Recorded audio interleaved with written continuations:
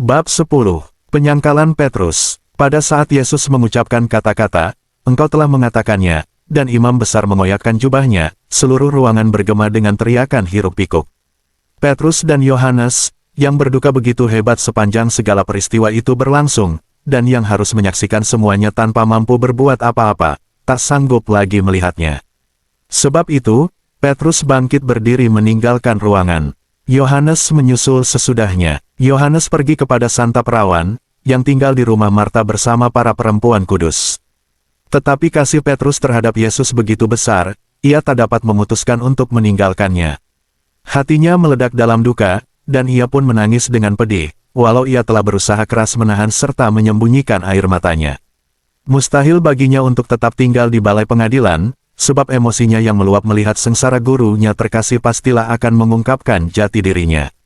Sebab itu ia pergi ke serambi dan mendekati perapian, di mana sekelilingnya para prajurit dan orang banyak duduk berdiam sambil membicarakan dengan cara yang paling menyebalkan dan tanpa perasaan mengenai sengsara Yesus, menceritakan apa yang telah mereka sendiri perbuat terhadapnya. Petrus diam saja, tetapi kebisuannya dan raut wajahnya yang sedih membuat orang-orang yang ada di sana menaruh curiga. Tengah mereka berbicara, seorang hamba perempuan datang ke perapian. Ia menatap Petrus dengan tajam dan berkata, "Engkau juga selalu bersama-sama dengan Yesus, orang Galilea itu." Kata-kata ini mengagetkan Petrus dan membuatnya gelisah. Ia gemetar membayangkan apa yang akan terjadi jika ia mengatakan kebenaran di hadapan kawan-kawan yang brutal itu. Karenanya, ia segera menjawab, "Bukan, aku tidak kenal dia." Petrus bangkit berdiri dan beranjak meninggalkan serambi. Saat itu ayam berkokok di suatu tempat di pinggiran kota. Aku tidak ingat aku mendengarnya, tetapi aku merasakan bahwa ayam berkokok. Sementara Petrus berjalan keluar, seorang hamba perempuan lain menatapnya dan berkata kepada mereka yang bersamanya, "Engkau juga seorang dari mereka." Orang-orang yang bersama perempuan itu segera menanyai Petrus apakah benar perkataan hamba perempuan itu, "Bukankah engkau salah seorang dari murid orang itu?" Petrus bahkan lebih terkejut lagi dari sebelumnya, dan ia mempertegas penyangkalannya dengan mengatakan, "Bukan, aku tidak kenal dia." Petrus meninggalkan pengadilan bagian dalam dan pergi ke bagian luar.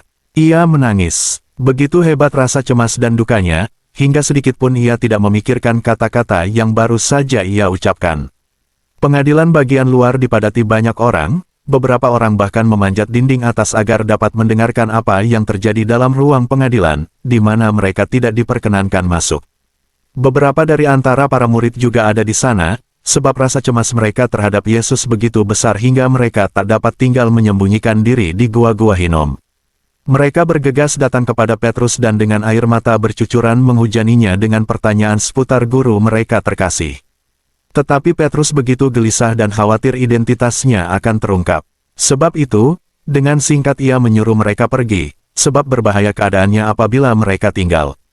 Lalu ia cepat-cepat pergi. Petrus melampiaskan dukacitanya yang hebat, sementara mereka bergegas meninggalkan kota. Aku mengenali di antara para murid itu, yang berjumlah sekitar 16 orang, Bartolomes, Nathanael, Saturninus, Yudas Barsabeas, Simon, yang kelak menjadi uskup Yerusalem, Zakeus, dan Manahem, yang buta sejak lahir dan dicelikkan oleh Tuhan kita. Petrus tak dapat merasa tenang dimanapun. Kasihnya yang begitu besar kepada Yesus mendesaknya untuk kembali ke pengadilan bagian dalam. Ia diperkenankan masuk ke bagian dalam, sebab sebelumnya Yusuf dari Arimatea dan Nikodemus telah membawanya masuk. Ia tidak masuk kembali ke serambi, melainkan berbelok ke kanan, menuju ruangan bundar yang ada di belakang ruang pengadilan, di mana Yesus sedang menderita segala penghinaan dan aniaya dari para musuhnya yang kejam. Petrus berjalan takut-takut menuju pintu. Ia sepenuhnya sadar bahwa mereka semua yang ada di sana mencurigainya sebagai pengikut Yesus, namun demikian ia tak dapat tinggal di luar. Kasihnya kepada gurunya mendorongnya untuk melangkah maju. Ia memasuki ruangan, melangkahkan kaki, dan segera berdiri di tengah gerombolan orang-orang brutal yang memuaskan mata mereka yang keji dengan sengsara Yesus. Saat itu mereka sedang menyeretnya dengan bengis ke depan dan ke belakang dengan mahkota jerami di atas kepalanya. Yesus menatap sekilas kepada Petrus dengan tatapan duka yang tajam, yang menyayat hatinya yang terdalam. Sementara ia begitu cemas dan was-was, saat itulah ia mendengar beberapa orang di sana berteriak, "Siapa gerangan orang itu?" Petrus berbalik kembali dan mendapati orang-orang di serambi sedang mengamatinya. Petrus berjalan menuju perapian dan berdiam di sana beberapa waktu lamanya. Beberapa orang, yang mengamat-amati wajahnya yang gelisah, mulai berbicara mengenai Yesus dengan kata-kata mengejek. Salah seorang dari antara mereka berkata kepadanya, "Pasti engkau juga salah seorang dari muridnya, apalagi engkau seorang Galilea.